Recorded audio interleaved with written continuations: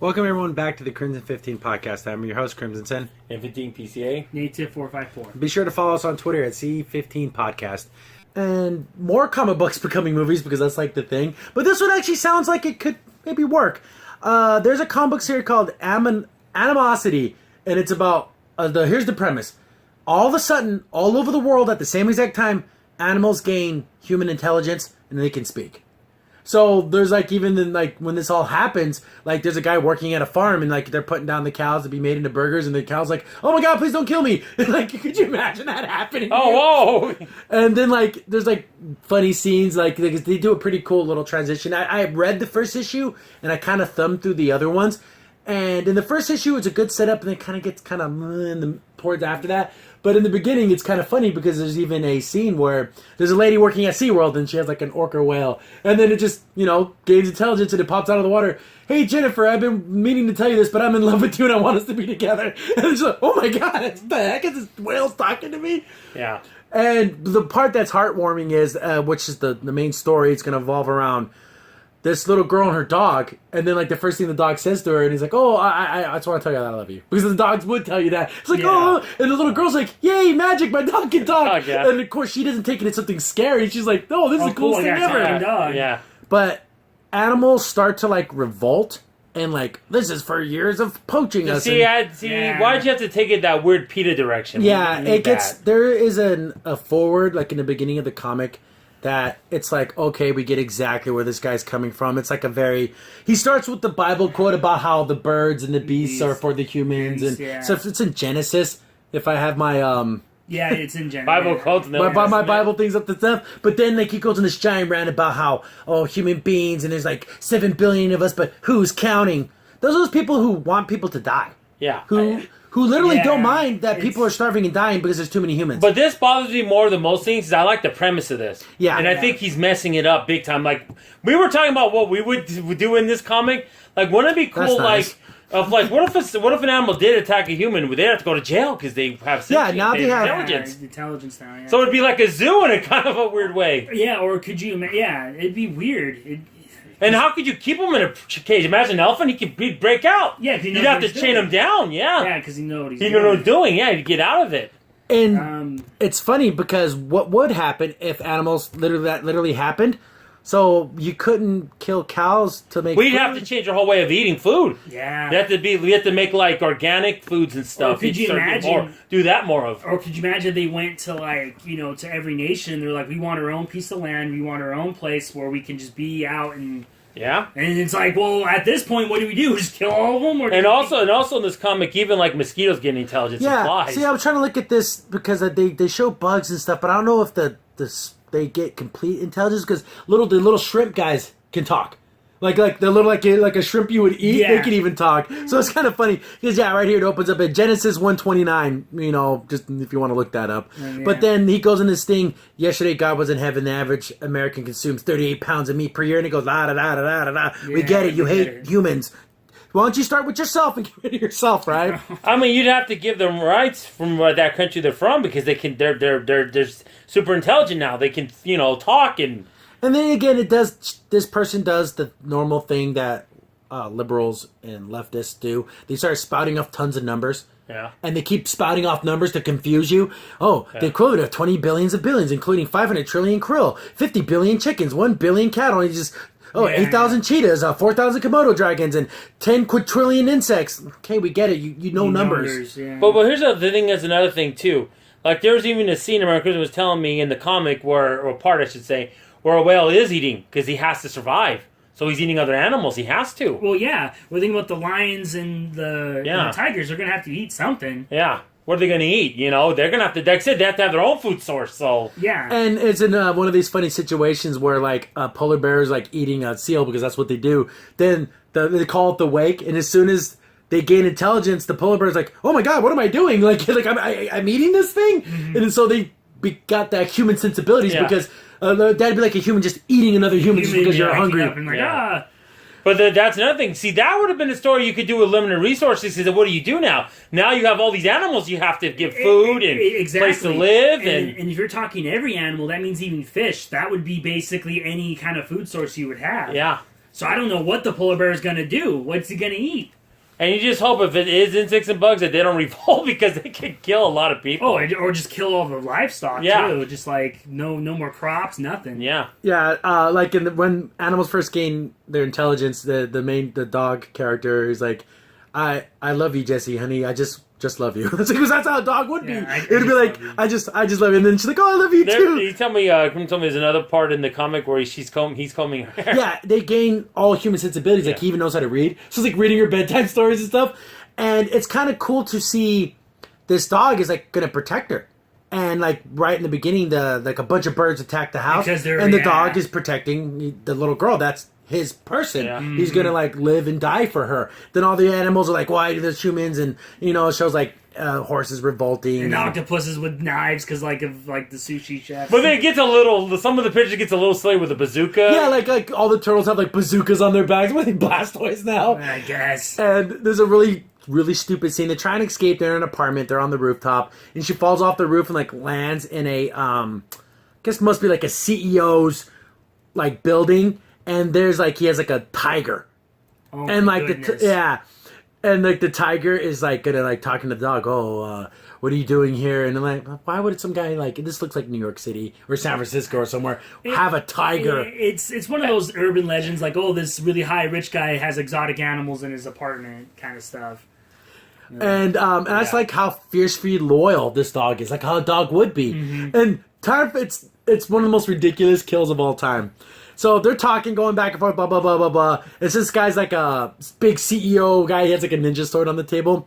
The tiger jumps at him, and then the dog like moves the sword, and then it's like... Oh, so lame! It's the most ridiculous thing. That is so lame. It would have been better if you would have like picked it up with his paws. Exactly. Or the more realistic thing is that the dog could have been by the window, ducks, and it just jumps out the window. Yeah. Which would have been...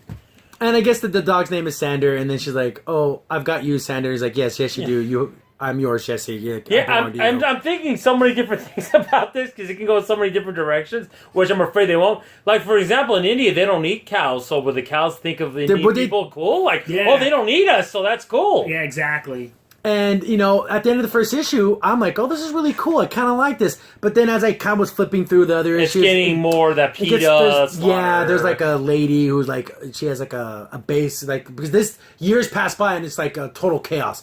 Cities have been destroyed and everything, which I don't think would happen.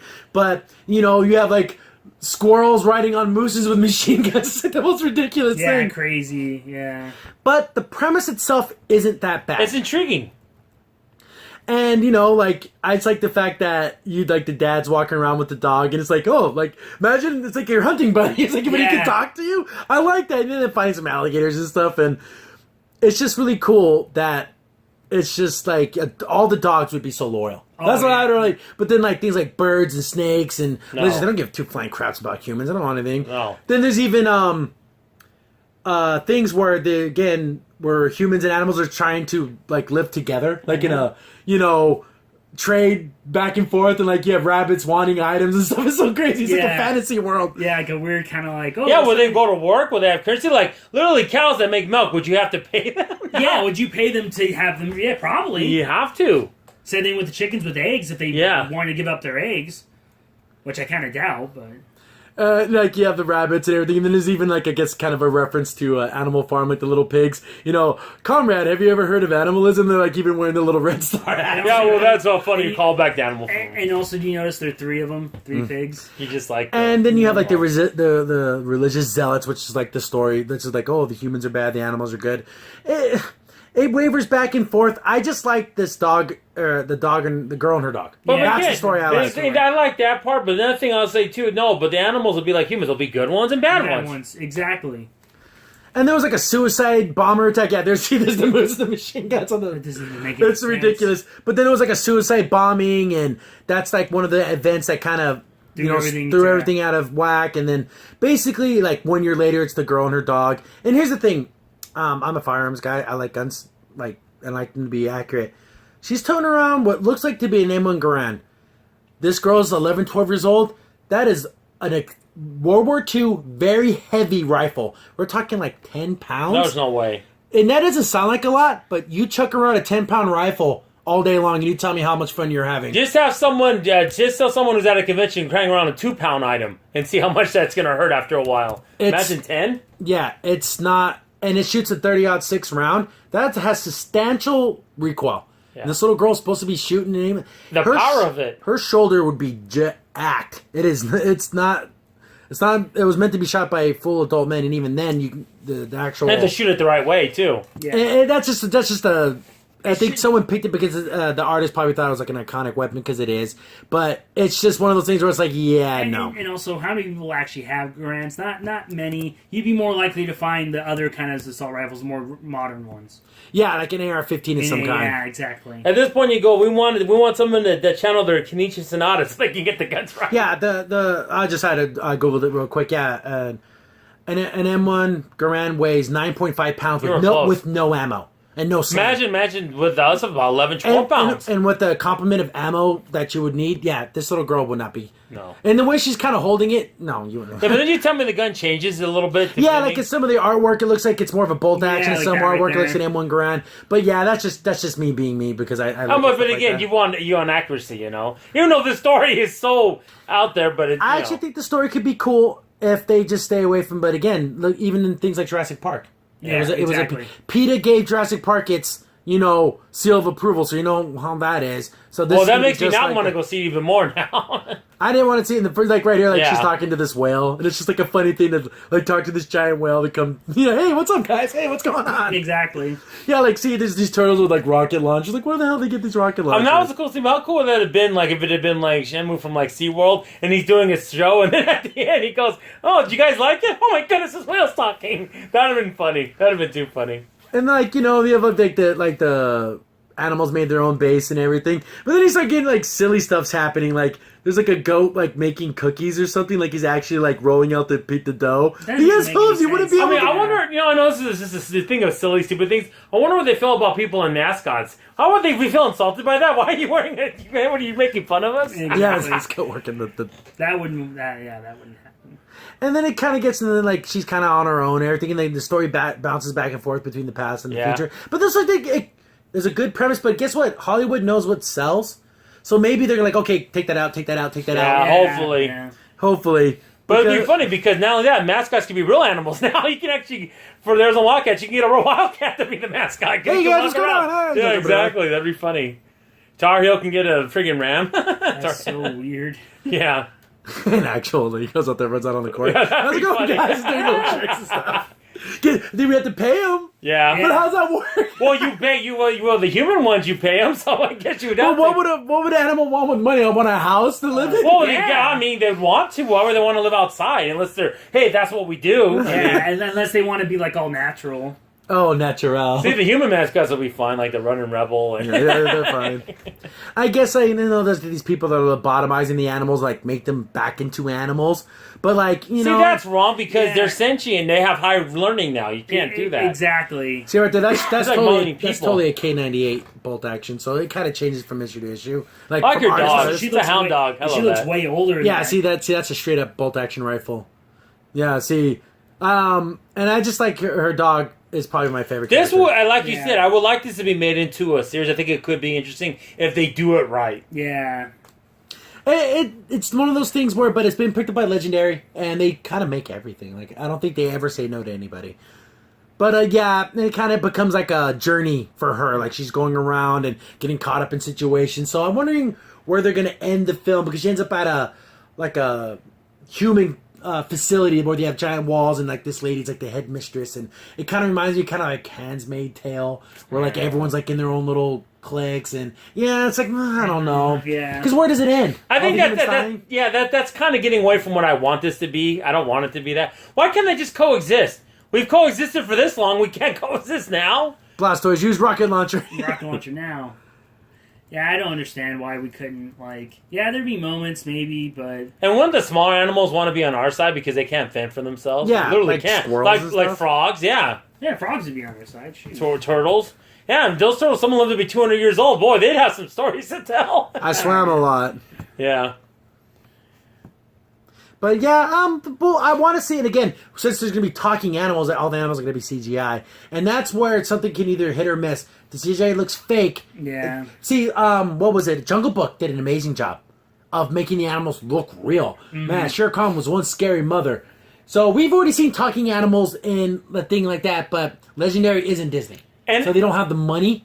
I don't mind if you can have a couple apes or monkeys in there, but don't make it like Planet of the Apes. We don't need that. We already have that. Yeah. Just do a couple if you're going to have any of them. That's funny. I kind of think she carries a gun around, but I never see her shoot anything. I guess you kind of have to, be defensive. Yeah. And of course, she's like the peace talker of all the animals and everything. Yeah. But we'll keep an eye on this. I kind of want to see this move forward, and I want to see a trailer. Hopefully, it doesn't just be 100% political and just be more about this crazy situation. Yeah. Crimson Sin here. Thanks for watching, and be sure to like, sub, and share.